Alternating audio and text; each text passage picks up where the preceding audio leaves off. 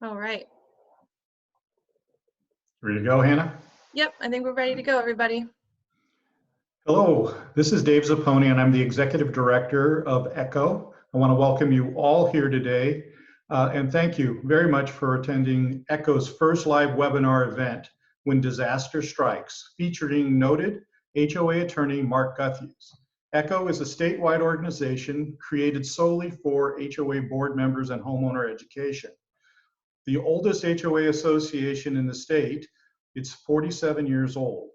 ECHO has built its reputation on providing quality educational programs focusing on building stronger communities. Our mission is to foster a better quality of life in community associations through education, advocacy, and connection. Before we move forward with the program, please be advised that about the following. 1, attendees will be muted during the presentation. There will be a live question and answer period at the end of the program. Please submit questions through the chat feature of Zoom. The program will be recorded and will be available within a week. So a little bit about our speakers today. First of all, I want to say a big thank you to Chapman Intrary LLP, who's represented here today by partner Spencer Edgett. I'll ask Spencer to say a few words in just a minute. Our speaker today is Mark Guithues of Community Legal Advisors. Mark is the founder of Community Legal Advisors, Inc., and represents in excess of 500 communities providing assessment, collection, and general counsel services. For more than 20 years, Mark has provided general counsel and civil litigation services to the firm's community association clients. Mark also has a background as a community manager, and he is a member of the ECHO Board of Directors. Thank you, Mark, for participating today. I want to give you my personal thank you. Our sponsor today, Spencer Edgett of Chapman Intrary, is a law firm in the state of California.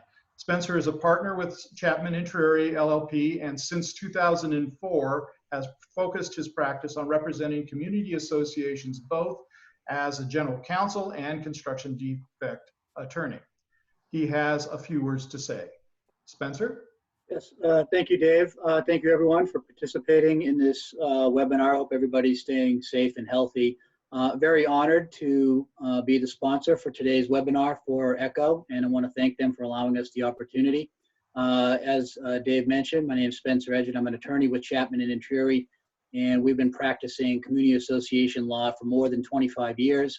We handle all matters that relate to community associations as general counsel, assessment collections, amending governing documents, dispute resolution, anything that concerns the operation and management of community associations is something that we do. And we also handle construction defect claims and SB 800 claims. And we have offices throughout California, as you can see on our slide here, San Francisco Bay Area, Roseville, Orange County, and San Diego.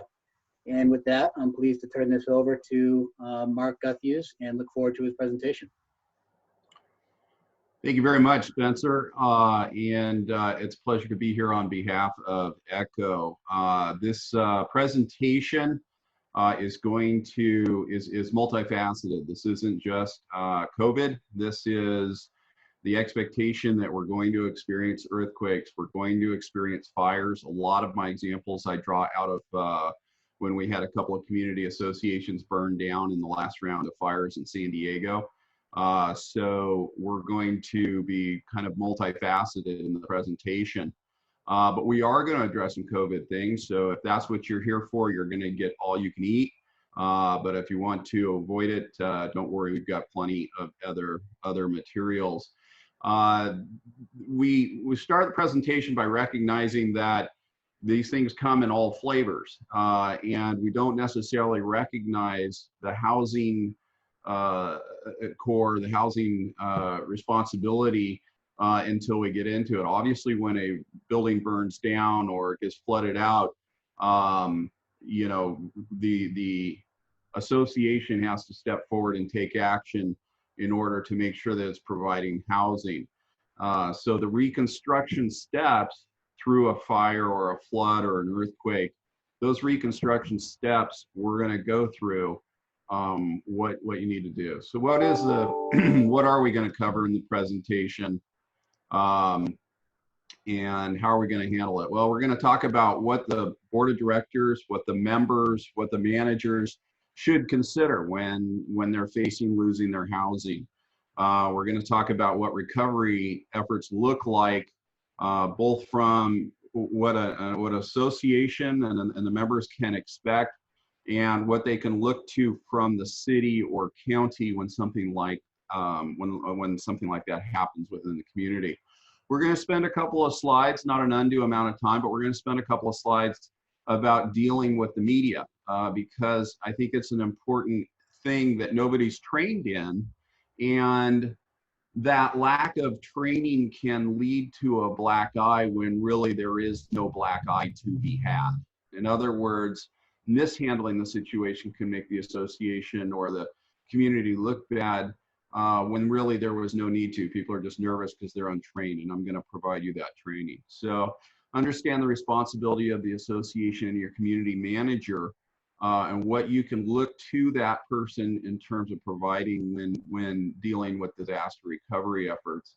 And then, of course, how to rebuild your community as you go through the process. So the first few slides are really going to be divided into a discussion of what should happen immediately versus what is sort of a second tier step and what is sort of a third tier step. So I have it broken into the first 12 to 24 hours, the second 48 to 72 hours, and then thereafter. So if you kind of want to put yourself in that frame of mind, we can proceed. So in the first 12 to 24 hours after a fire or something like that, it's really the association's obligations kick in right away. And the first question is, are all the employees okay? Are the people that we're relying on to do what they need to do they have what they need to accomplish that? So that's the first kind of overview framework. And then I use the word employees, but it's really all of the people who are involved and all of the people who are going to team up to fix the community, to bring things back to status quo or better. The first thing that we're going to start with is the board. The board of directors needs to recognize that there needs to be a base of operation. There needs to be a central place to focus, to talk, to focus the communications with management and that kind of stuff. Now, oftentimes that's an off-site manager's office, which is great because that allows all of the records and all of the files and everything, at least we know those didn't get burnt up, right? So so that's a fine thing. On the other hand, if the records are within the community, and if there was a fire in the community, let's back up and let's see, do we have all of the records? Do we have the bylaws, the articles, the CC&Rs? Do we have the lot files or the unit files that we'll need to access on a go-forward basis?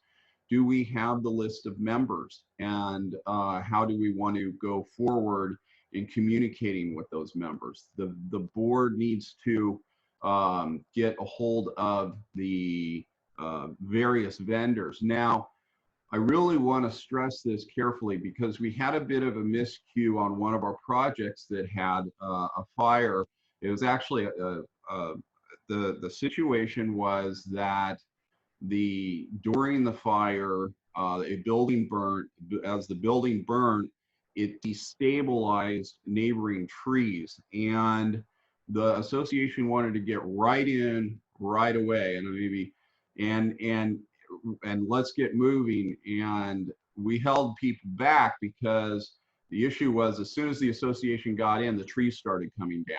As soon as the association started working, so before any further work needed to could even start to occur, the general cleanup, we need to back up and assess the situation and see if our proposed cleanup is going to cause a problem. So a lot of getting in contact, create a base of operations, and then begin to assess. The manager is going to have to reach out and contact their board president, get a hold of members. So in a fire situation, we had 3/4 of the members on one of my associations. I had an association entirely burned down. So none of the board members were around. All of them were available by phone. In another situation, we had the neighboring community partially burned down. So it was a situation where the board, some of the board was there, other of the board had left. So you want to determine, you want to walk around, you want to take a look around, you want to get an extent of damage, and then you want to have an emergency board meeting.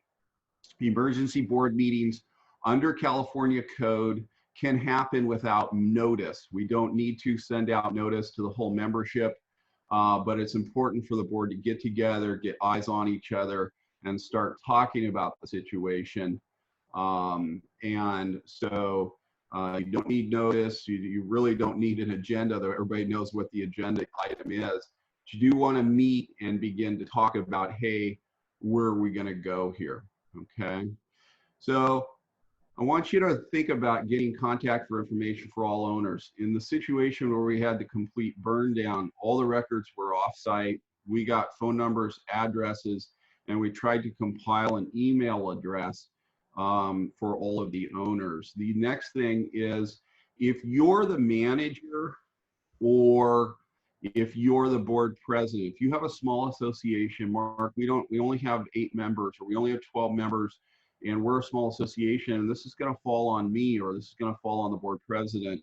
I want you to go down and spend $1.95 at the local Pick and Save and get a spiral binder, a spiral notebook. And I want you to start with, you can start taking minutes on that, and then you can back out and start recording all the logs and emails that are going on. Why? Well, let me give you the realistic situation. When things aren't reconstructed at the speed or the completeness that people expect, they sue. So what we need you to do is understand that you're compiling a record here that will be discovered in court. And so you don't want to write mean comments about people, but you do want to begin to record your conversations. What, spoke to landscape vendor, they're coming out tomorrow. Spoke to tree trimmer, they're coming out this afternoon, and just begin to record what you did when you did it. And that's a little of the upper right corner there, secure contact information for critical vendors. And secure the description that I had talking to a friend of mine in Florida who was also a community association attorney. He said, we had a situation where the water came in, it flooded, it created a sandbar that sort of took over our entire parking area and leaned against our parking structure. And so the first thing we did, of course, was call somebody in order to start removing the sand, only to discover that as they removed the sand, the parking structure started to shift. So we had to stop and get an expert in general construction on how we were going to stabilize the parking structure before we removed more sand. So there is a sort of a slow, careful, methodical. The members want you to jump into action. The members expect immediate magic. And as a member, this presentation is to tell you this is a ponderous process, and it's going to take a while. But that's in the first 12 hours. I want the people in charge to be gathering this information into notebooks and begin to log these calls, because in the end, if there's a court action, they're going to be asking, who did this? How did this happen? When did it happen? Why was that decision made? And that needs to be made. That record needs to be kept. We rebuilt the partially reconstructed project, and we rebuilt that in a 90-day schedule. It's abnormally fast, but if you'll remember that the state of California declared that as a site of emergency, and because of that, we were entitled to all kinds of funding to move quickly. We still got sued by an owner who insisted that it should have been rebuilt more quickly, and that we should have been paying for their relocation, which of course, let me tell you right now, it's the owner's obligation to relocate themselves and their tenants through the pendency of association maintenance, repair, or replacement. So there you can just mark that off on your notebook and not have to contact your attorney when it happens. But in the next 24 to 48 hours, what I want you, if you're the association's manager, if you're the association's president or board member, I want you to be on the phone, and even personally, I want you to be on the phone with your insurance agent. There's a variety of reasons for this, but the first thing to realize is that for a lot of years, associations participated in what's called pooled insurances. So we'd have 5 or 10 large community associations in the same area, and they'd create their own insurance company, okay? And that money would be, you know, if there's a fire, if there's a failure in my community association, you know, that we have a fund here of $5 million. Well, in our situation, we had 3 associations that were part of a common fund, 2 of mine and 1 of a competitor's, that all shared in a common fund. And under the language of that fund insurance policy, the first person to make a claim got their insurance filled fully before it went to the second person who made a claim, who got their insurance needs filled fully before it got to a third. The third association didn't receive any money from insurance. So it was a Charlie Foxtrot for them because they didn't get the claim in early. So you want to be first in line, and it doesn't cost you a thing to get that claim in there. The second thing is to talk to the association attorney. The association attorney is going to discuss what is the responsibility of the association, what is the responsibility of the owners.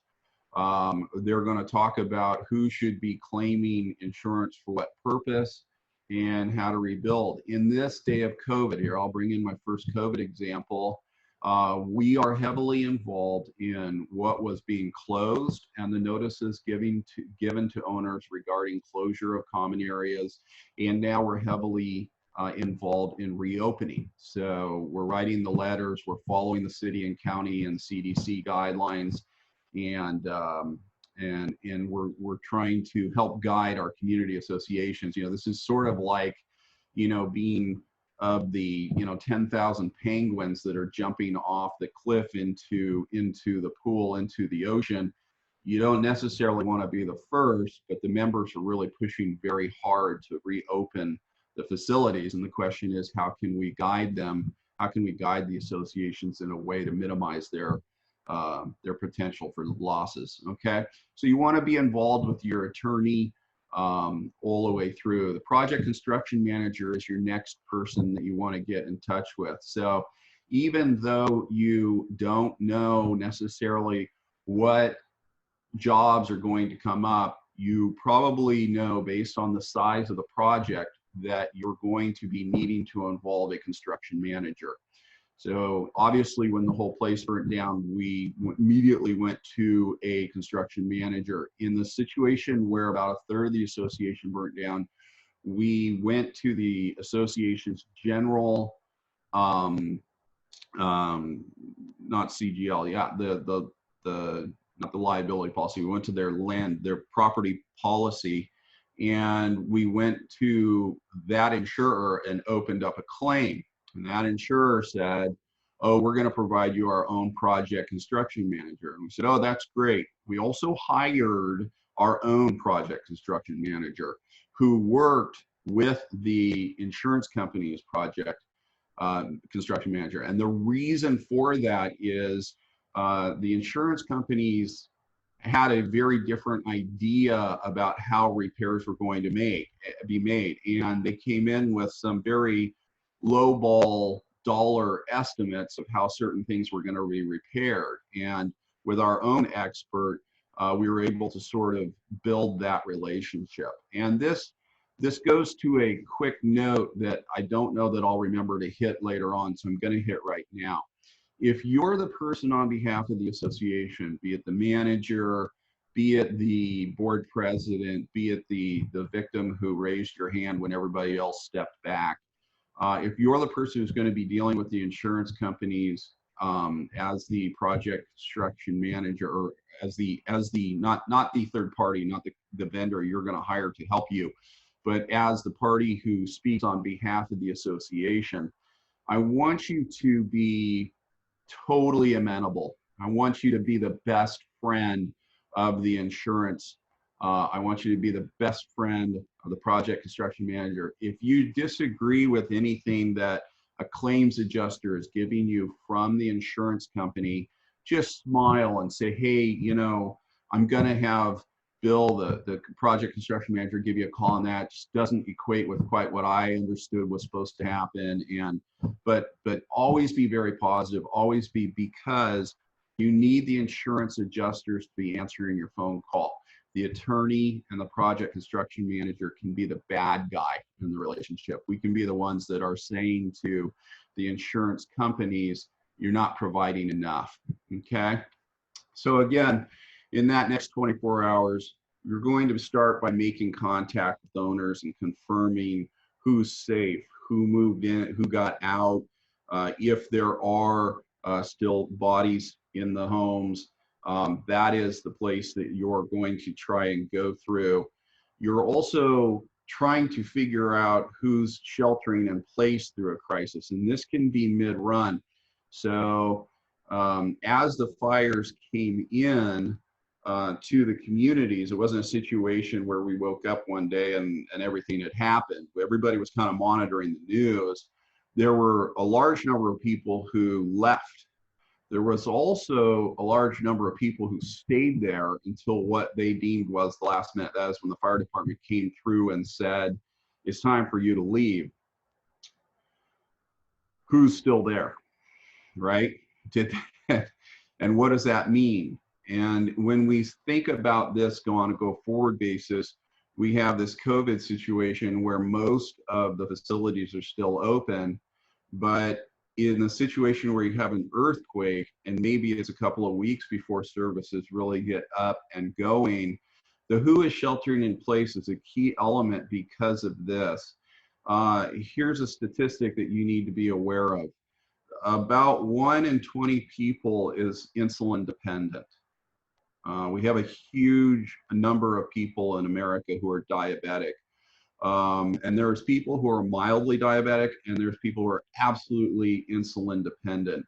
And you need to know who's sheltering in place from that point of view, because once that insulin is no longer refrigerated, those people are into an emergency situation. So keeping track of who's sheltering in place. In our situation, going through the COVID, we know that almost everybody's sheltering in place, and people are going door to door to check on their neighbors, which is a beautiful and appropriate thing to do. Okay, so we covered the first 24 hours, and we covered the 24 to 48 hours. What else should be going on? Well, back to sort of the association point of view, right? The association should coordinate a meeting. They had that emergency first day meeting. Everybody's standing there going, oh, holy hell, what just happened? And everybody's, you know, kind of worried about whether their neighbors got in and out. Now things have settled down. There's been time to grab a breath. We understand that this is going to be a long, ongoing construction process. We have dealt with the people who didn't get out in time. We've dealt with people who, we know the picture. Now we're going to coordinate a meeting, and we're going to get those professionals that we had originally reached out and spoken to, and we're going to get them on the phone, and we're going to have a discussion about the accident, whatever that was, the emergency, the fire, the earthquake, the COVID, and we're going to talk about what it meant. And this is really important because everybody gets to this meeting in a different way, cognitively speaking. And you're not going to do work until everybody is kind of settled in or settled down. And this slide, this point, the reason for this entry is after the fire, we had a number of meetings where people just they couldn't even function. And it's really important for you to recognize that people are out of sorts when they've lost their homes. You need to give time for people to settle, to emotionally talk. And then we're going to start the communication process. Now, the communication process here is getting a little more formalized. We're going to talk about the difference between sort of reconstruction decisions and discussions versus the California Civil Code and how each meeting occurs, right? The notice requirements. So if we're going to coordinate a meeting under California law, as owners, please understand the board of directors has notice obligations. They need to tell people 4 days before the meeting if they're going to have a board meeting, where that board meeting, unless it's an emergency meeting. And this is kind of the second meeting, so it's not so much of an emergency. There needs to be an agenda, and it needs to be communicated to the members. Well, how do you communicate to the members? Well, California law says that if you have a common interest community, you can post in a central area.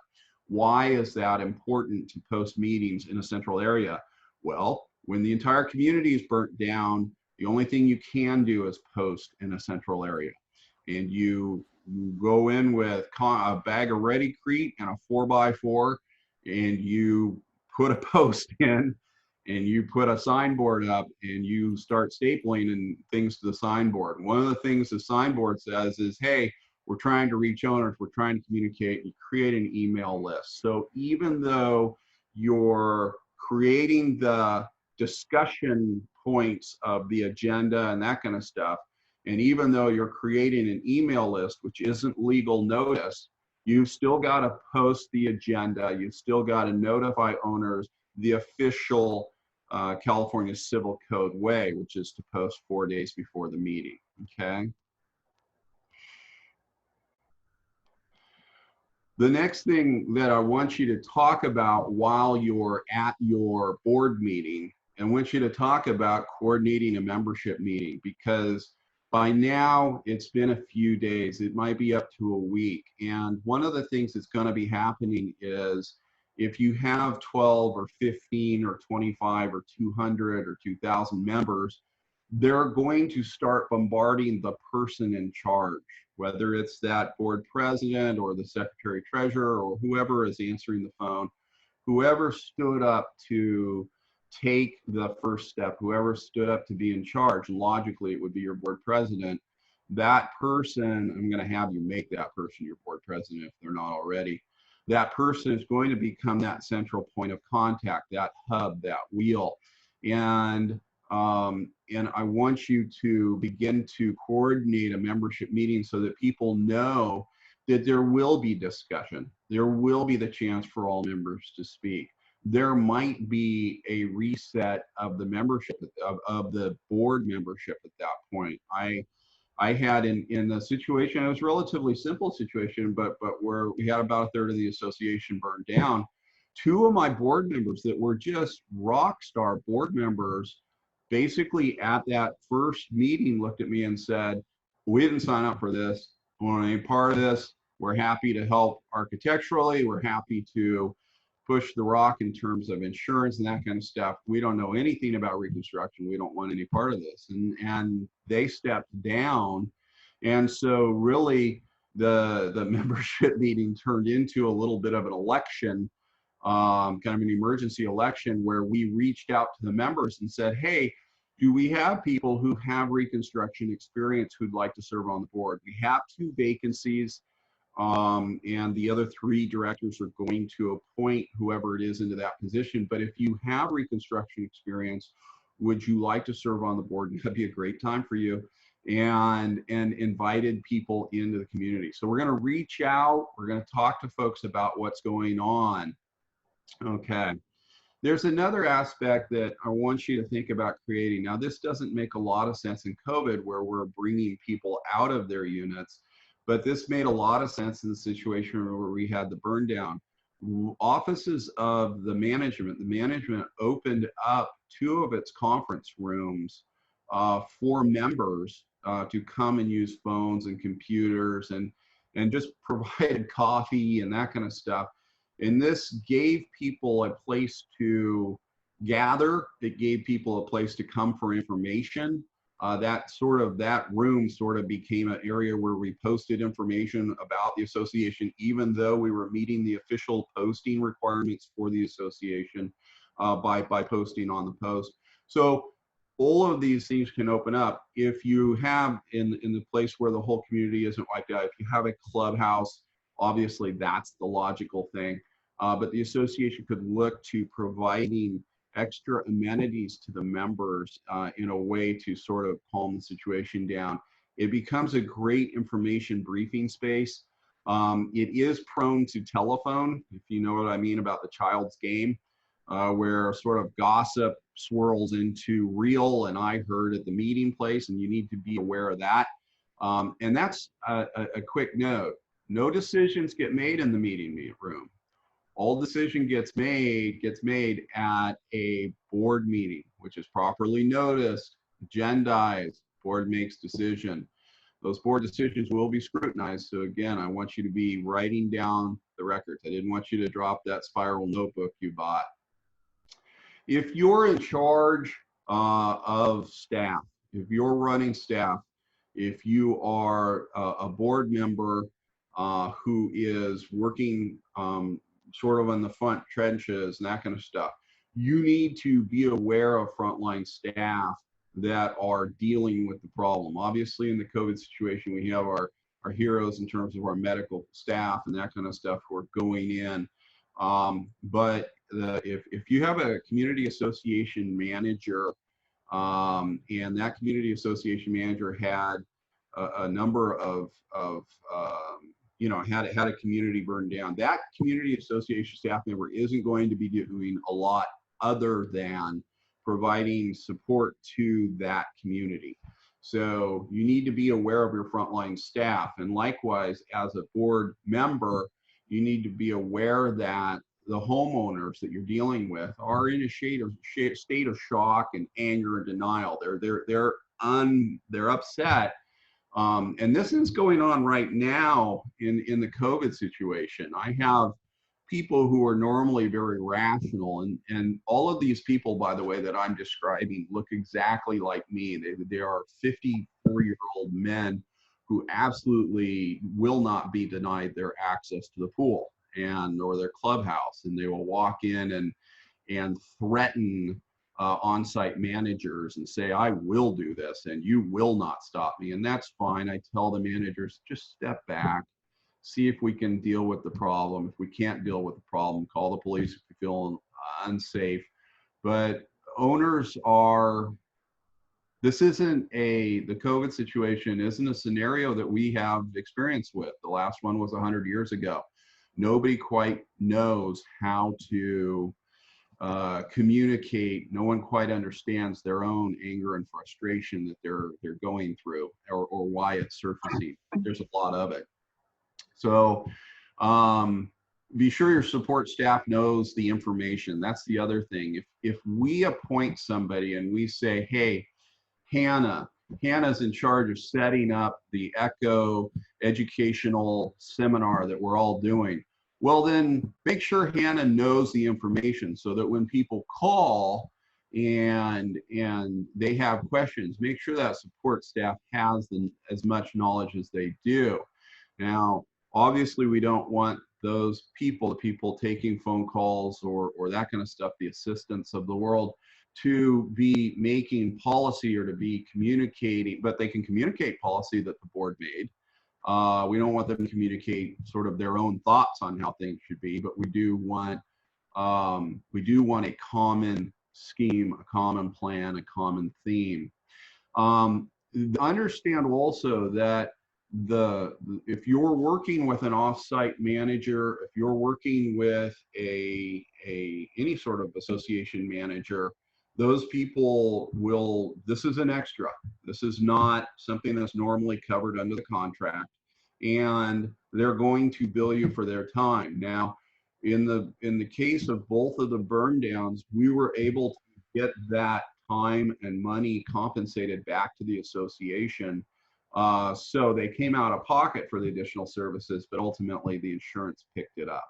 So, but that additional service, expect to be billed, it's gonna come.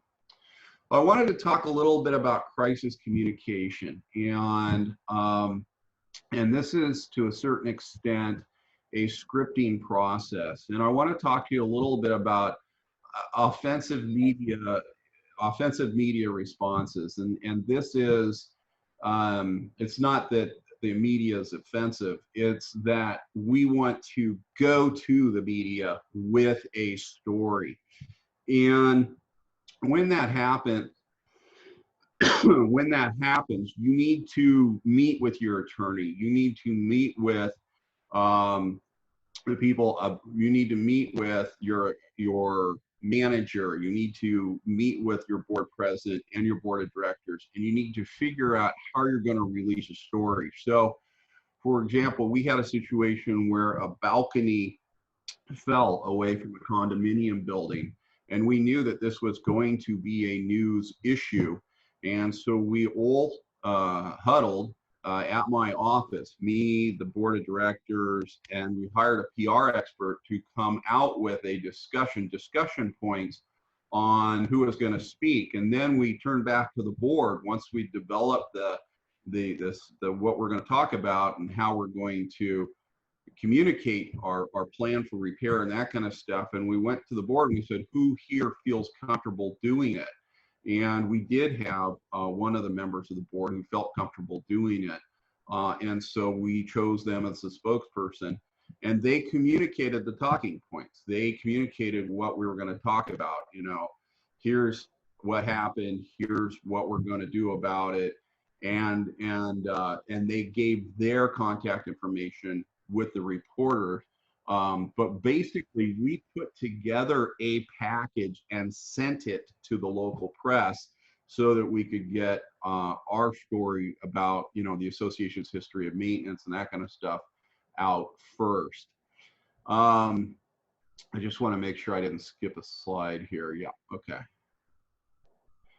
There are different styles when I talk about an offensive. There's also a defensive response, which is to wait for the press to come, to wait for them to ask questions. And again, the key is to be prepared. The key is to have had that huddle session to talk about how you want to address it. And again, you can appoint somebody. You can say, hey, look, I want the association's board president to do this. I want the treasurer. I want the association's manager, if there is one. I want, you know, so that party can speak on behalf of the corporation. And then I want you to, that person needs to be a little bit trained. And here's some things you need to know.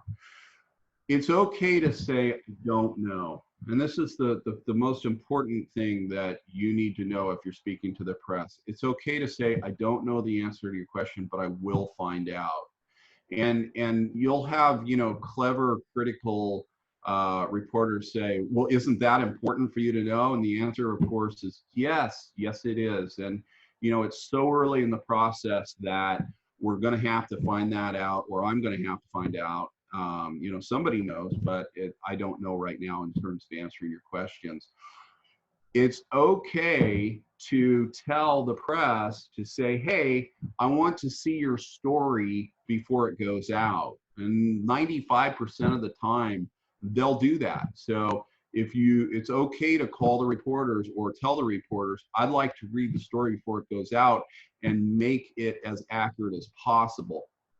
I think the other thing, there's actually a couple more points I want to make. I always want you to respond, which is to say, don't you hate it when, doesn't it look damning when you look at a news show and the press says, we reached out and there was no comment from that party.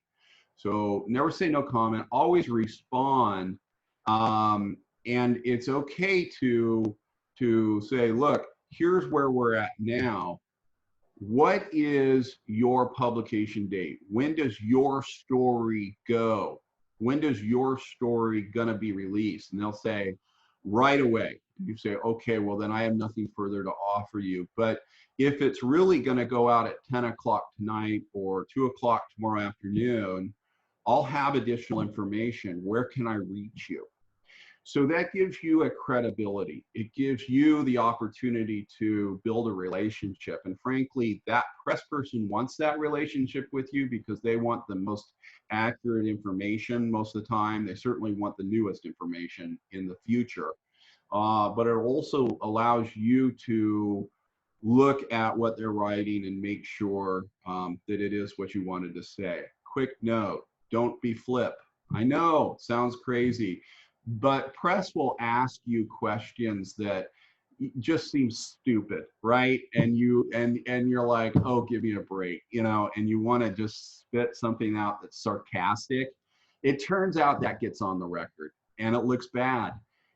So what you want to do instead is just kind of fall back on the I don't know right now, or there's still discussions about that. I'd like to tell you what the answers will be. How do I get a hold of you? If you give me your number, I'll follow up. And then do follow up. Do be consistent with your promises. Okay. And then the last kind of slice on the dealing with the press is don't try to win the media over. This isn't going to be your best friend. Don't try to manipulate them. Don't think that they're not going to have the better end of the deal. They always have the better end of the deal. If they don't look good on film, if they don't look good on how they're approaching you, they're going to cut that material. But if you don't look good, that's news, and they will just take advantage of it. So if you're the person who's going to be the person who's speaking to the press and you know it's coming up, take a minute to put on a tie, take a minute to put on your clothes and straighten your hair and focus your thoughts on how you're gonna, on the theme, on the talking points that you came up with counsel and that kind of stuff. You'll be much happier with the material than if you had just sort of winged it. There you go. I thought maybe there are 4 slides. Introduce yourself. Introduce yourself as my name is Mark Guithues. I'm the board president. I'm speaking on behalf of this association. I want to talk to you about what we know right now. This happened, so you're forming an educational statement. Last night, in the middle of the night, we had 15 teenagers who were partying on a balcony. It went late. In the middle of the night, we heard a crashing noise. I woke up along with a variety of my neighbors. We all went, immediately called 911 and just educate and tell the story. But this is your opportunity to talk about maintenance. This is your opportunity to create or change what people expect you to say. So enough of that. Well, shockingly, here as an attorney, I'm going to tell you there's a legal side to making repairs and doing this process. And so you're going to want to work with your attorney to go over what are the meeting regulations or provisions. And I can tell you that California Civil Code overrules what is in your CC&Rs. And California Civil Code allows for an emergency meeting. And California Civil Code allows for regular meetings with 4 days notice and 4 days posting of an agenda. So you're going to follow those provisions and you're going to produce a post or distribute an agenda, and you're going to have a meeting that's wildly well attended. I forgot to cover that in the meeting, and I want to back up and just make this very important point. If you have a situation where you're having a board meeting, you're scheduling it, and you're in person, not like we are today, but if you're having that meeting, make sure that the meeting space is twice as big as it needs to be. And this has been figured out in concert with mental health professionals. When people come to those meetings, the first couple of meetings, they come to the meeting with the expectation or hope or dream or fantasy that you're just going to wave a wand and make the situation better, and they're not going to have to face the real issues that they're going to have to face over the next 6 months, okay? So people, when faced with visceral truths, people who are faced with truths that really kind of kick them in the stomach, they don't react with yes or no or nods or whatever. They react, a lot of people react by expressing. They get up and they need to walk around and they need space. And this was a fascinating thing that once I was alerted to and we implemented in our meetings, it was really great.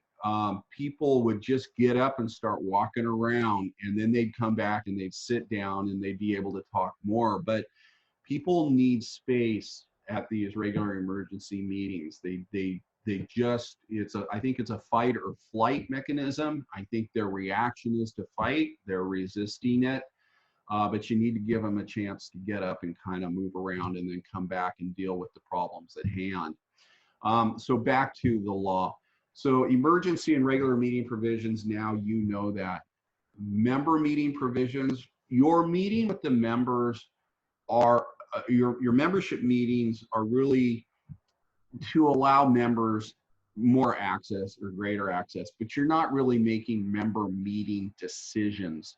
You're making decisions which all of the board is making decisions which all of the members are going to be part of. Now, from a member point of view, how it looks is indistinguishable. They don't understand. Most people have never attended a board meeting, and this is really something important to keep in the back of your mind. And you need to be kind to these people by giving them some written materials to tell them their place at the meeting. Because if I get invited to a board meeting after my house is burnt down and I have no idea what a board does except that they take care of the house, I expect that I'm going to have a chance to speak and to tell everybody what's on my mind. So it's really important that you tell people as they're walking in by a little flyer or whatever, hey, everybody gets 3 minutes to talk. Everybody gets to voice their opinion on this issue.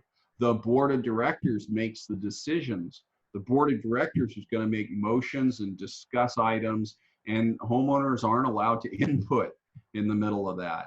It's really important so that when somebody does see a decision going down and raises their hand in good faith to offer maybe what they thought their part of the meeting was, they're not turned around and greeted with, oh, please be quiet. We're not gonna, you're not speaking now. We're making decisions. You know, all you kids be quiet. The adults are talking now, right? And that's insulting to people. And so I want you to keep your eyes out for that scenario so that, and be kind to people and make sure that they understand their place in the meeting. I also want to talk about limits on board authority.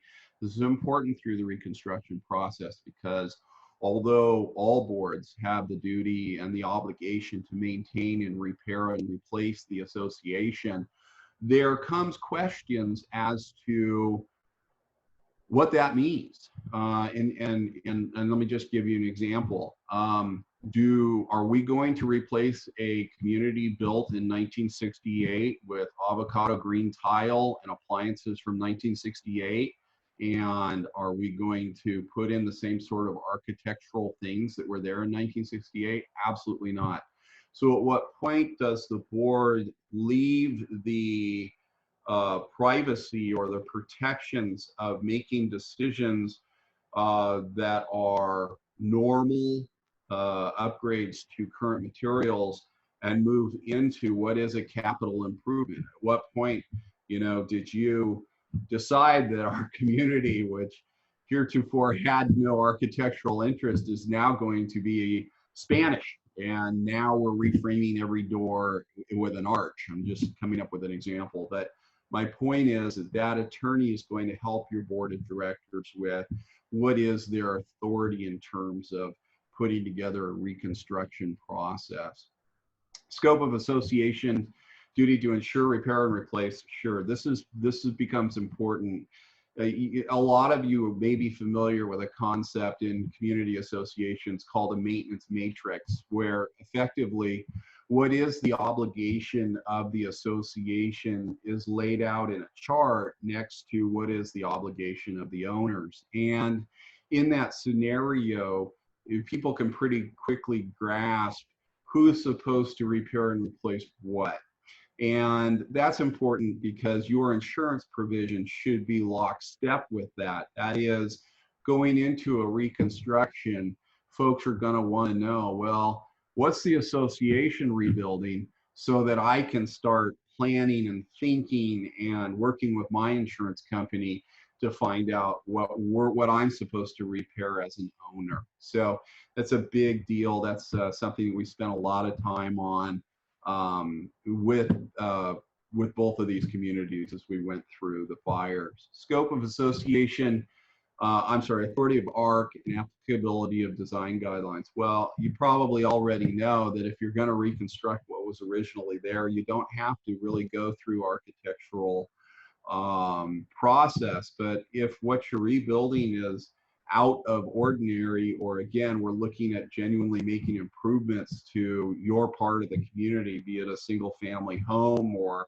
an exclusive use space, well, then you're going to have to still go through the architectural requirement process. Mark, we don't even have an architectural committee. Well, you will soon, and I'm going to work with you to help.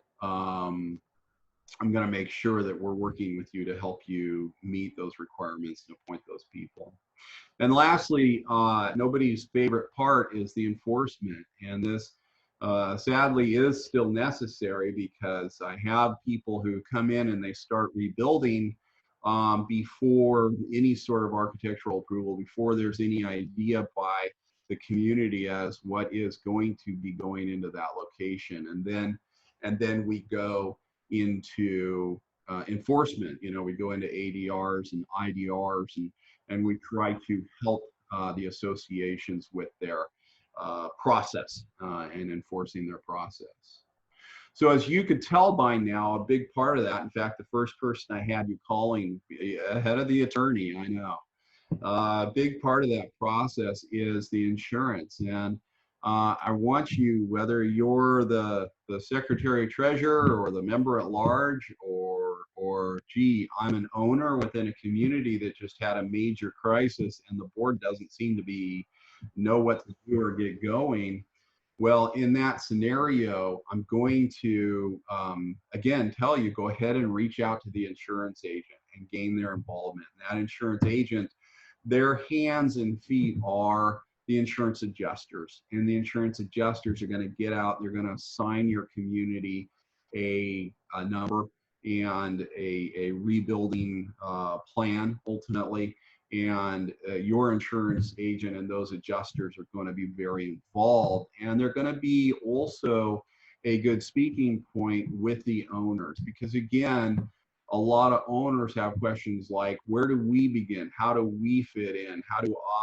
When do I get to move back into my place? How do I get my my important things, my treasures out of my unit while this is happening? And all of that communication happens between the adjuster and those teams and the reconstruction teams and your homeowners. So insurance is multifaceted. So I was working with an association that was planned unit development in Rancho Santa Fe when the fires came through, and we set up a space, we set up a room with copy machines, and basically 2 or 3 of the major insurance companies just staffed people there.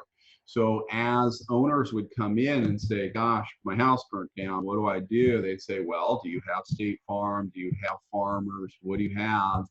Well, I have Farmers. Great. Talk to Bill.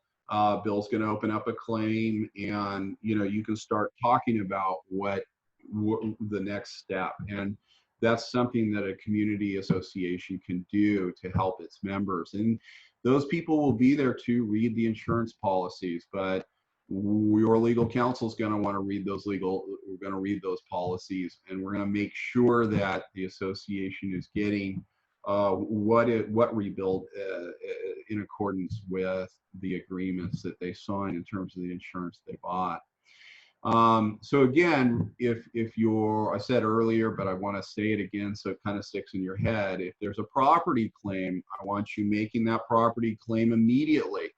I want you to be thinking about being the first in to tell people, and then I want you to learn the identity of your adjuster and make friends with them. And then I want you to go through and video and photograph everything that you're going to be asking insurance to pay for. And a quick tip, if you have a good part of your project left, take a picture of the good, take a picture of the bad. That way people can see from afar, people can see from the insurance offices in Ohio, in Columbus, Ohio, what the difference is and why we're demanding more money than, you know, necessarily what they think is necessary. From a reconstruction point of view, the board of directors has fiduciary duties. Their duties are to the corporation. The corporation is charged with the maintenance, repair, and replacement of the association. Notice that I didn't say, and this is going to be unpopular, but I want you to understand their fiduciary duty is not to the individual owner, any individual owner. Their fiduciary duty is to the corporation, which is going to rebuild the homes on behalf of all of the owners. And so just understand that the board's doing the best they can. And if you're on the board, understand that your job, your job is now to engage in and be part of this reconstruction process. The next thing is that boards are protected from liability using the business judgment rule. And the business judgment rule and the CC&Rs are the source of the director's duty to act. It is a series of obligations by the board member that they're going to act in the best interest of the community. They're not going to self-deal. They're going to do some reasonable investigation.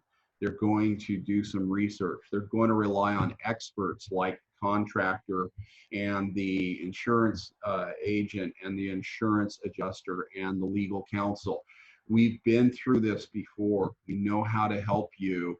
When you have your board out moving on its own, that's when I get nervous. When the board appoints a committee of 2 people and those 2 people start unilaterally acting, I get nervous. There should be many people involved in this process. It's not a one person carries everything. You're going to have some primary players. Your board president, your board of directors, they're going to be your primary players. The role of committees is manyfold. The first role of committees is door to door. I have all kinds of committees right now in my communities that are going door to door to make sure that people who are in their homes have what they need to be safe in their homes. I was really struck personally by a person who put in or handed out a card, and the card, it turns out, was drafted by CAI.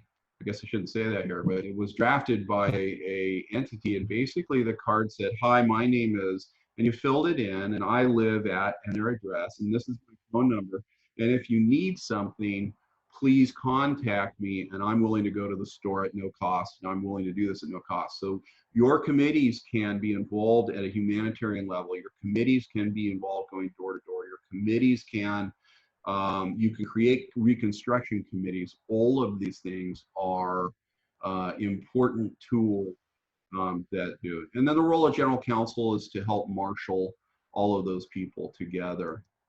Reconstruction, where to begin, and funding options. So everybody wants to know, where does the money come from and what is a reasonable expectation for me to do that? And the first thing to know is that your primary reconstruction is going to come from insurance. Even though FEMA may be involved, even though the government may be involved, your reconstruction is primarily going to come out of insurance proceeds. So if you need to get earthquake insurance today, go out and get it, because that's going to be the primary way that you're just reconstructed after after an event. The next thing is FEMA. I think a lot of folks are convinced that FEMA is going to come in and save the day. That does not work within associations. In fact, FEMA right now currently has a carve out that they do not help corporations, and it's an individual deal. So FEMA is not going to come to your community to help rebuild it. The next thing is bank, and we absolutely can get out and get loans. I will tell you right now, I have a community association where the bank has gone all the way through the process to make a loan to rebuild on the balcony reconstruction project. And because of the COVID situation, because we can't foreclose on a lien, the bank is refusing to fund. So we're going to have to kind of help them assess different bank options. I'm actually talking to different banks on their behalf. There's going to be special assessments when a portion of the community burns down or gets destroyed or gets blown away or sinks or melts or whatever. You're going to plan on extra money having to come in order to rebuild the construction. And I'd be remiss if I didn't say that just before, if you're less than 10 years old, if your community is less than 10 years old, the SB 800 process, which is the Home Builders Right to Repair Act, obligates the home builder to construct to strict liability standards, meaning that they had the obligation to build it correctly, and if for some reason it fails because it wasn't built correctly, there will be your builder will be involved in the reconstruction process in some fashion, financially or otherwise. I'm gonna handle some. I'm gonna dip over to some issues having to do with funding right now. My associations are working on getting loans through EIDL, so the Economic Injury Disaster Loans, the Small Business Administration loans. These loans are available for up to $2 million. You can see the interest rates right there. EIDL is not going to be forgiven by the SBA, so it is a loan which has to be repaid, but there is, it is usable. There should be EIDL money available. The question is, what are the guarantees that are going to be required, and can you get money out of the deal? The associations, I should say that the EIDL should be available for associations, but right now it's not. And part of the reason that it's not is because the legislature sort of dug in and not given us the language we need. And so you'll see in the industry flyers, which, and keep your eye out and maybe go on the internet if you want to help your community lobby Congress to make homeowners associations eligible for EIDL. But it is a loan process, and there is some forgiveness on interest depending on the association's ability to repay.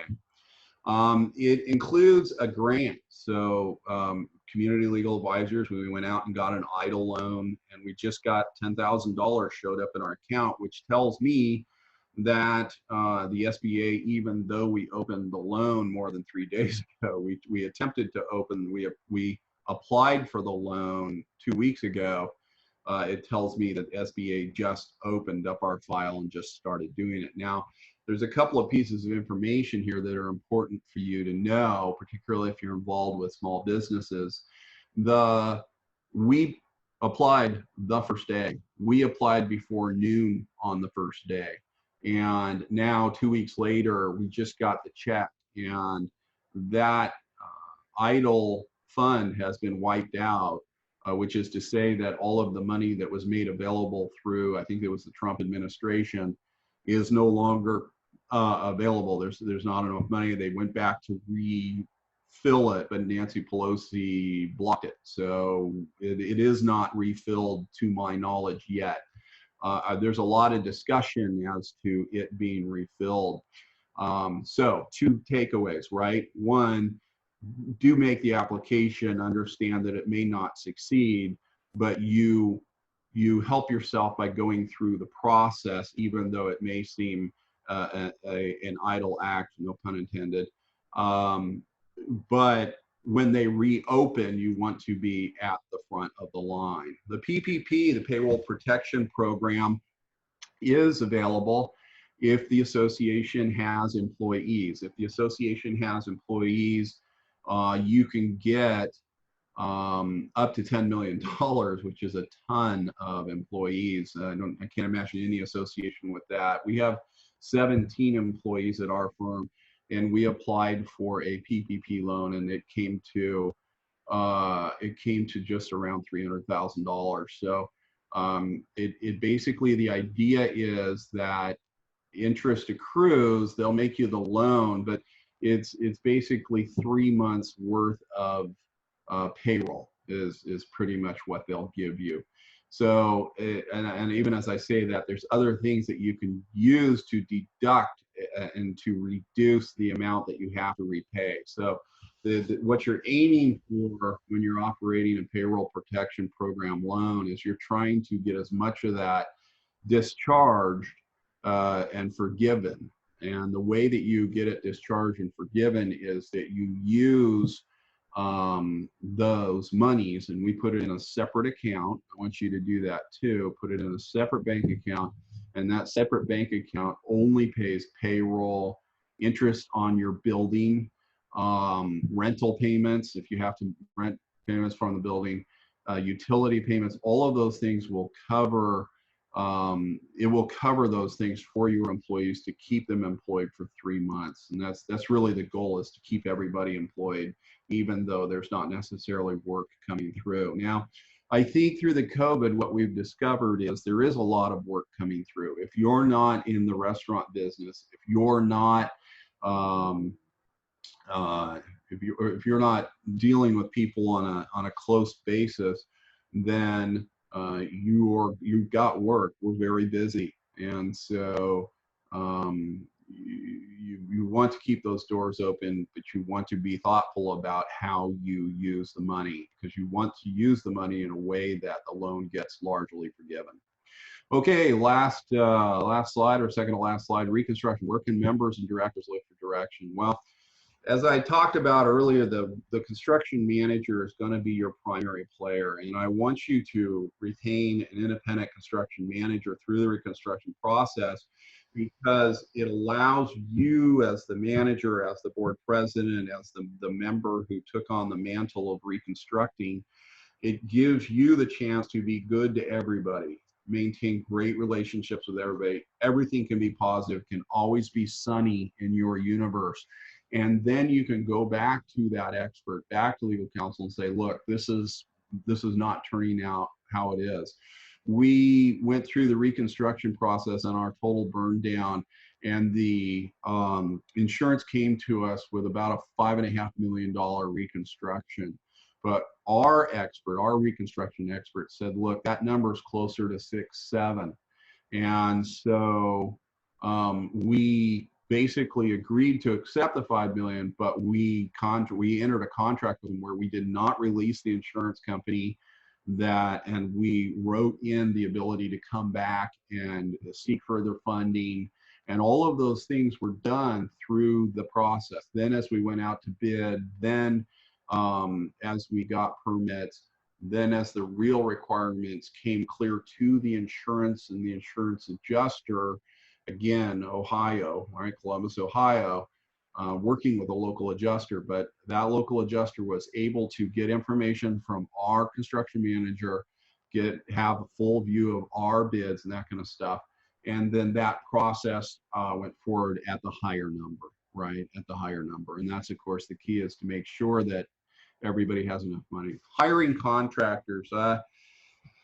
During the reconstruction of the fire, it was very difficult to hire competent general contractors. There were a ton of them. It was hard to find people. So what do you want when you hire a general contractor? You want to go on the website for the state of California.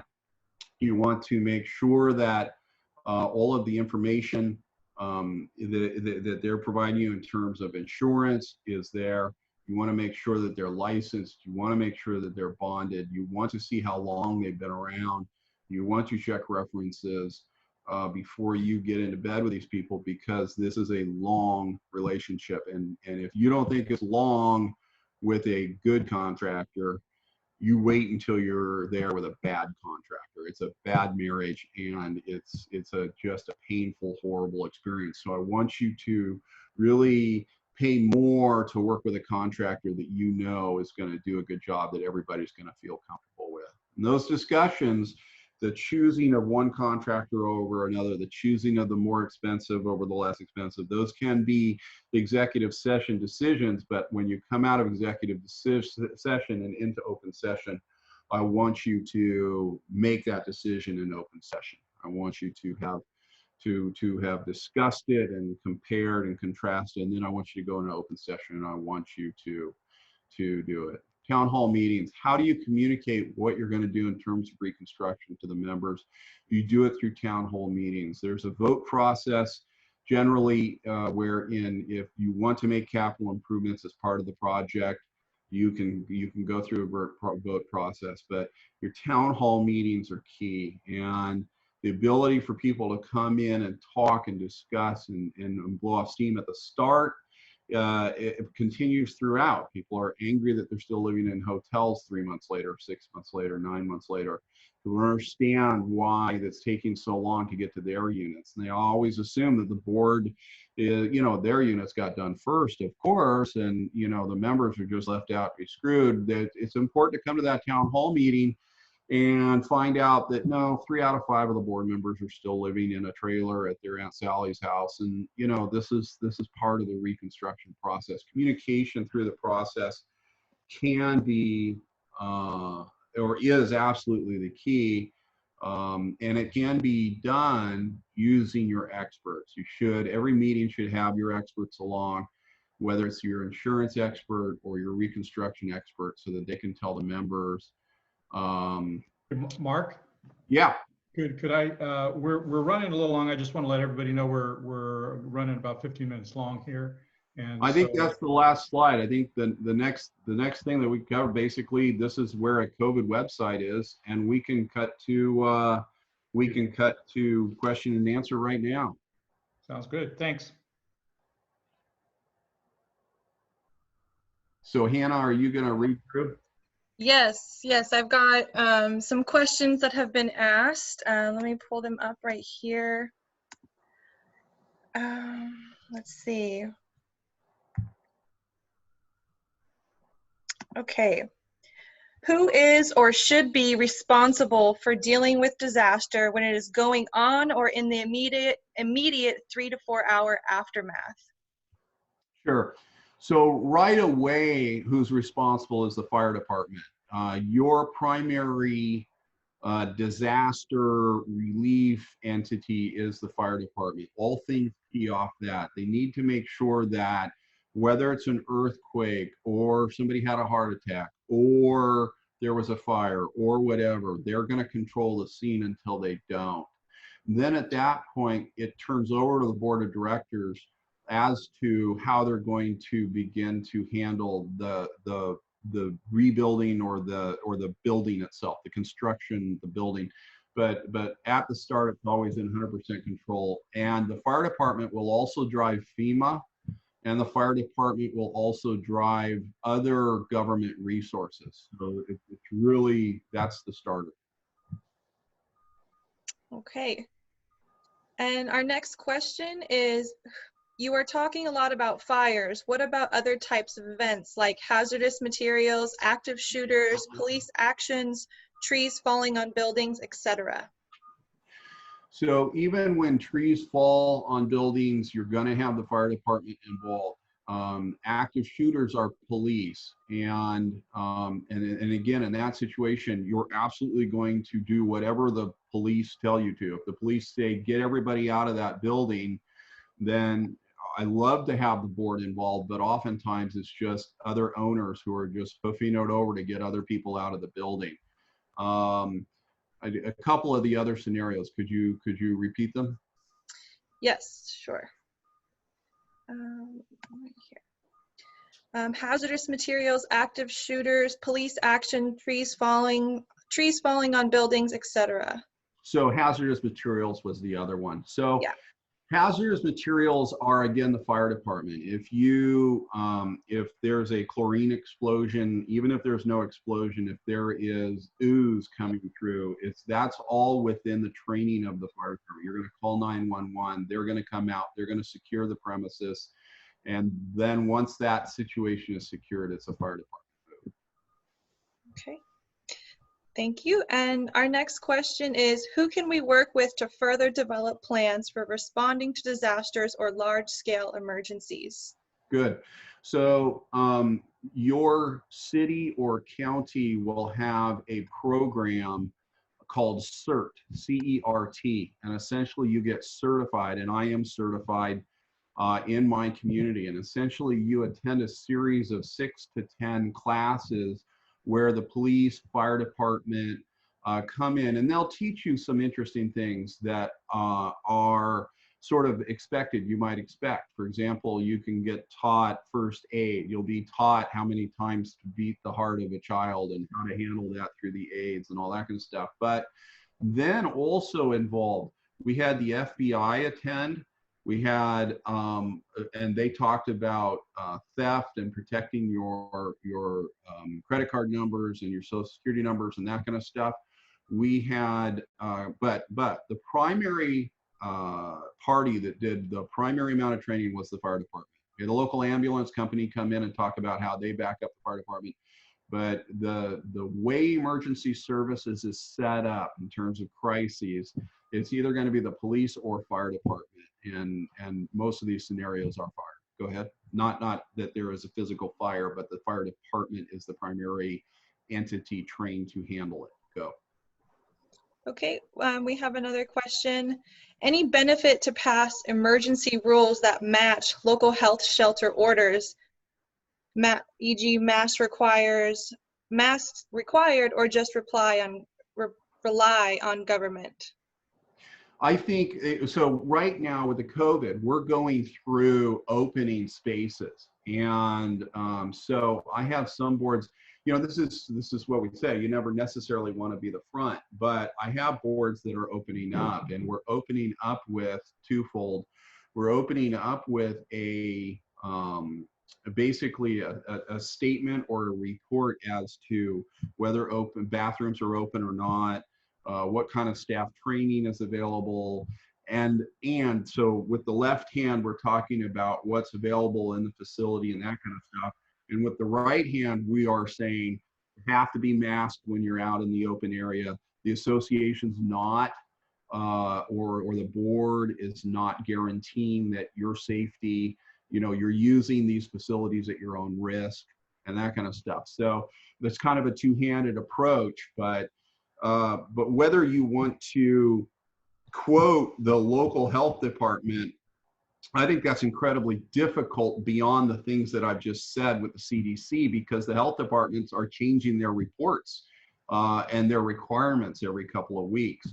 So I think the better play is to follow the main requirements of the CDC and then, you know, wear masks, stay 6 feet apart, and then open slowly as fast as the board can really stomach it. Okay. Our next question, California Earthquake Authority has said that CIDs are eligible for coverage because they're corporate commercial enterprises. Is this true? Yes, your association can buy earthquake insurance. Absolutely. Okay. Should community pools be closed because of the pandemic? Let's go back to the earthquake thing, and then we'll okay. go. So the earthquake thing, the things that you need to keep an eye on is earthquake insurance has dropped in price by almost 50%. So even if you looked at earthquake insurance 5 years ago, you need to revisit it because it's a lot less expensive. Conversely, what you need to look for in those policies is how much must the association rebuild before the insurance comes in. It's called a self-insured retention. And most of those policies are requiring that the association come up with half of the rebuilding costs in cash before the insurance that you've paid for funds. And it's that second point that if you have a minor earthquake, okay, I mean, I think that's all right. But if you have a major earthquake and it wipes out Southern California, I don't think, and everybody loses their job in Southern California, I don't think that there's going to be any rebuilding under those insurance policies. So let's go to the pool because that's the hottest issue, and let's just talk about it. So again, should community pools be closed because of the pandemic? Yeah. So our associations were generally advising to stay closed, and here's why. Yes, I know if you go on the coronavirus website for the CDC, it says that there's no evidence that the COVID is transmitted through water, chlorinated water. It also doesn't say that there's evidence that it isn't. And in fact, studies in the last 2 weeks have shown that COVID is transmitted or transmissible, or at least stays alive, not transmissible. It stays alive in water for up to 22 hours, particularly if the water's untreated. Okay, so what have they said? Well, they've come back and said, well, we don't think if it's in a pool, we think it's okay for you to swim in a pool, because we think any COVID there would be substantially diluted is the word I'm looking for.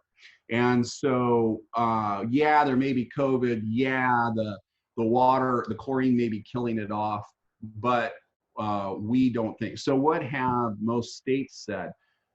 There's a lot of states and even a couple of counties, California, which have said, hey, we're going to open pools, but it's for one family at the time, which is okay. Here's the scenario that I keep kind of raising with my clients, and nobody has any real answer. What happens when you open up your pool in your senior community and 20 seniors die from COVID? And you go, okay, well, 20 seniors died from COVID. Yeah, well, the one thing they all had in common was that they were on the swim team. Or what happens when 5 people from your community contract COVID, and it turns out the one thing they all had in common was they signed up for the pool on Thursday. This is the issue where we're dealing with. We're dealing in a world of fear here because there isn't enough real hard information to know what to do about it. I'm a swimmer, I want to be in the water, but the question is, what can the association do to protect itself from that decision, right? And so, we have an association that wants to open their pool. And so what we did with them was we gave them a release that basically said, yeah, anybody who's going to swim is going to release them and say, look, we understand the pool's being maintained with normal amounts of chlorine and acid and chemicals. And we understand that nobody quite knows how this is exactly transmitted, but we feel good enough that, I'm going to swim and I'm not going to hold the association liable. Well, that works great for an association where somebody has to come through a desk in order to use the pool. I don't know how you use something like that in a situation where nobody, the majority of associations where the pool is a kidney-shaped pond in the middle of the community and the association's manager or board president isn't going to sit by that pool. So it's going to be different for everybody. But our primary advice is follow whatever local city you're in. If your city opens their pools, open your pools. If your city has their pools closed, the safe thing is to close your pools. Okay, thank you. We have a couple more questions. What if a tenant, not the unit/homeowner, refuses repair personnel entry? Difficult situation, but the legal answer is that that is the landlord who's refusing entry legally.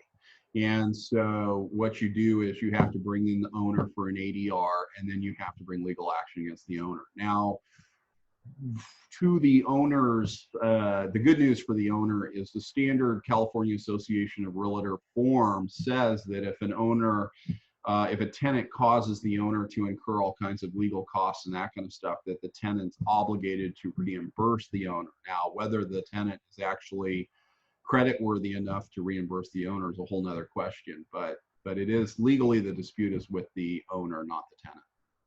Okay. And I see we have one attendee that raised her hand, Patricia Neal. I'm going to unmute you. And did you still have a question? Yes, I do. How do we get copies of these slides? I'm happy to make them available to Echo. So Echo, if you send Echo an email, you're more than welcome to do it. Thank you. Represented. And we will also have this available within 1 week. Will be with the audio and the slides available to view. So it'll be available that way. So be looking in your email for that. Thank you. My pleasure. All right. Is there any more questions at this time? You can feel free to raise your hand through the through Zoom or submit your question through the chat. And if we don't, Mark, you want to progress to the next slide? Sure. Okay. And then let's see. I don't see any more coming through on our chat feature. That's because we were so thorough in answering them that Yes. all of the problems went away. Okay, I got one more here for you.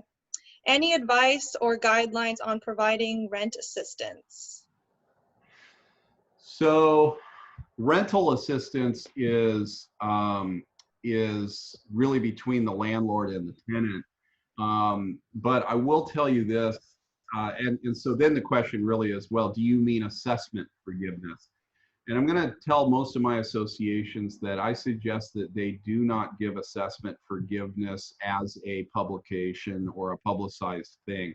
I would suggest that they handle it like 2009, when people were expected to pay their assessments until such time as they couldn't. And when they couldn't, then approach the board and tell the board, hey, I can't. And you know, here's what I'm going through, and here's how I think I'm going to repay you. And I recognize that now's a tough time for a lot of people because they don't know when they're going to be able to rebuild, when they're going to be able to start over, when they're going to be paid again, particularly if you're in the food service industry. It's just been decimated. So, here's my problem with just telling the world, look, you don't have to pay assessments. All of the costs for a community association continue. In fact, a lot of the profit centers for a lot of associations, rental of the clubhouse, rentals of facilities and that kind of stuff, their profit centers are gone. And consequently, the real costs for operating the community are actually higher in a lot of ways. And I mean, these are machines that are meant to be driven, right? They're meant to be used, and they're meant to operate that way. So, you know, the employees, most associations are working very hard to retain their employees. Everybody's working very hard to retain their employees. And although the employment rate would suggest otherwise, you know, this is a situation where people should continue to pay assessments. We continue to pay taxes, and you're going to have to continue to pay assessments in order to do it. So for boards of directors, what I'm telling them is, don't advertise forgiveness. But when people come to you and say, look, I lost my job because of COVID and I can't pay you for 3 months, it's a good time to repay or to waive late fees, waive costs, hold off your collection costs. Don't proceed to collection. Give people a chance to get their feet under them, like we did in 2009 and 10, and it's going to come back around. Okay, so we're going to take 2 more questions. We've got one person that has their hand raised. I'm going to go ahead and lower your hand. If you want to unmute yourself, feel free to ask your question. It was just a phone number, so I'm not sure your name. Maybe you should identify what the number was. Yeah, except when I lowered their hand, it went away. Okay. So if you want to raise your hand again, feel free. We'll just go on to the next question, and we'll bring back around to your question. Can board meetings be held via Zoom? Yes. Yes, and I know the problem is the civil code, which says that there needs to be a place where people can go and gather. And all of the attorneys in our industry have put our head together and kind of come to the conclusion that that's really legally impossible. It's not consistent with the stay-at-home orders. And so what we're saying is, look, instead distribute the phone number to everybody, so everybody can call in, everybody can participate via Zoom. Of course, that doesn't mean that people need to be talking throughout your meeting. So make healthy and liberal use of the muting controls to learn how to just have the people who are on the board talking when it's time for the board to discuss matters.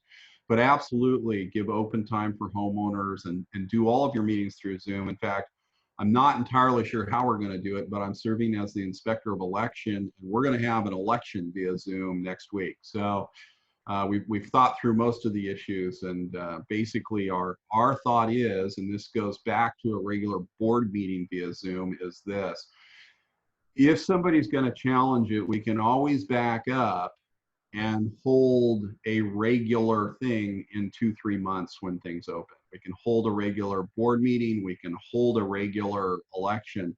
But in the meantime, let's stay on frequency. Let's do the things that we need to do to operate, to manage, to maintain the association, and work until people object. And Mark, just to piggyback off of what you were saying, actually on our ECHO website, we do have online Zoom board meetings available for our members. There's a right on the homepage, there's a registrate. You can register and select your time and how many people you need, and that service we are offering for free for our members. So, you know, definitely take advantage of that. It's there for you, and we're here for you. And I don't see that person that raised their hand again. There's So, a question from an individual that says a wellness check on a person in a PUD resulted in finding a deceased owner. Coroner removed the body and locked up. 1 week later, no one claimed the body and no emergency contact. I would contact back through the coroner's office, but you can go to your local First American office. You can call them on their 1-800 customer service line, get the address of the person who's required to pay taxes on that property. So the deed will have a little paragraph that says, forward all property taxes to this address. Normally it's the owner, but find out who's in charge of administrating that property, and then contact them. And so it could be a landlord that doesn't know the tenant passed away. There's all kinds of scenarios that this could happen. okay. All right. I don't see any questions, any other questions on my chat that were sent to me. Mark, any on your end other than the one that you just answered? No, thank you. Okay. Well, if you want to go, oh, look, everybody's there. Hi, everybody. Hello. Well, everyone, thank you for being here with us today. Thank you to Mark. Thank you so much for everything. That was great, with great information. And thank you again to our webinar sponsor, Spencer Edgett with Chapman and Treary. And everyone, we do have another webinar scheduled for June 2nd on technology for HOA boards. And we haven't sent out the invites yet, but we will be doing that within the next few weeks. So be looking for that, again, June 2nd. And that'll be technology for HOA boards with Barry Ross. So we hope that you guys all learned something. And again, we will have this available within a week with the audio and the slides. And I hope that you all have a great day and stay safe and healthy. Thank you. All right. Bye-bye, everybody. Bye-bye.